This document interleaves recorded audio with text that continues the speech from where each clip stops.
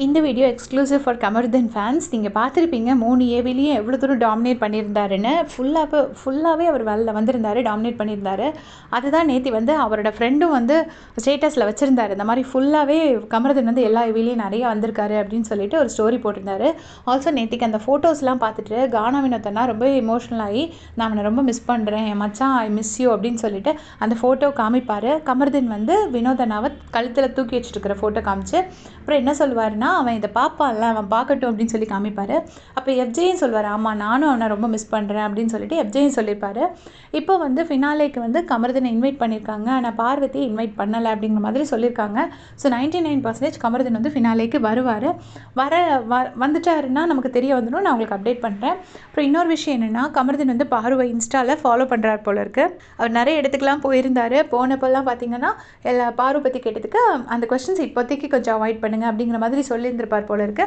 ஆனால் வந்து யாரோ ஒருத்தவங்க இன்ஸ்டாவில் அவருக்கு கமெண்ட் போட்டிருக்காங்க, இவ்வளோ தூரம் பாரு உங்களுக்காக பண்ணாங்க, ஆனால் நீங்கள் பாருவை வந்து ஒரு இன்ஸ்டாவில் கூட ஃபாலோ பண்ண மாட்டேங்கிறீங்கன்னு ஒரு பெரிய கமெண்ட் போட்டிருக்காங்க.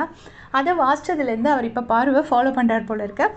அப்புறமா வினோத் அண்ணா இந்த ஃபோட்டோ இப்படி வச்சுருந்தாரில் மிஸ் யூ மச்சான், அந்த ஃபோட்டோவை அவரோட ஃப்ரெண்டு ஜான் ஜேம்ஸ் ஜோ வந்து இன்ஸ்டாவில் போஸ்ட் போட்டு ஸ்டோரி போட்டு, இந்த மாதிரி ஒரு ஃப்ரெண்டு கிடைக்க நீ நிஜமாவே கொடுத்து வச்சுருக்கணும் அப்படிங்கிற மாதிரி போட்டிருந்தாங்க. உண்மையிலே 2 பேர் ஒரு ட்ரூ பாண்ட், ஒரு ட்ரூ ஃப்ரெண்ட்ஷிப் வந்து ஷேர் பண்ணாங்க.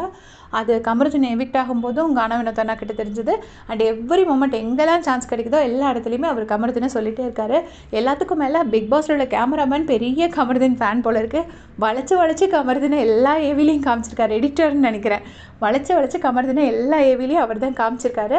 அண்ட் கமருதீனுக்கு இப்போ வந்து நிறைய இது கிடைக்காது. செஞ்சு அந்த இடத்துக்குலாம் போயிருக்காரு. நான் அவரோட கமெண்ட்ஸ்லாம் பார்த்தேன், எல்லாமே பாசிட்டிவ் கமெண்ட்ஸாக இருந்துச்சு. ரெட் கார்டு வந்து எண்ட் ஆஃப் லைஃப் கிடையாது, நீங்கள் ஒரு தப்பு பண்ணியிருக்கீங்க, பரவாயில்ல, இனிமேல் திருந்தி நல்லா இருங்க அப்படிங்கிற மாதிரி நிறைய பேர் அவரை வாழ்த்தி தான் வந்து நிறைய ஹார்ட்ஸ் போட்டு தான் கமெண்ட்ஸ் போட்டிருந்தாங்க.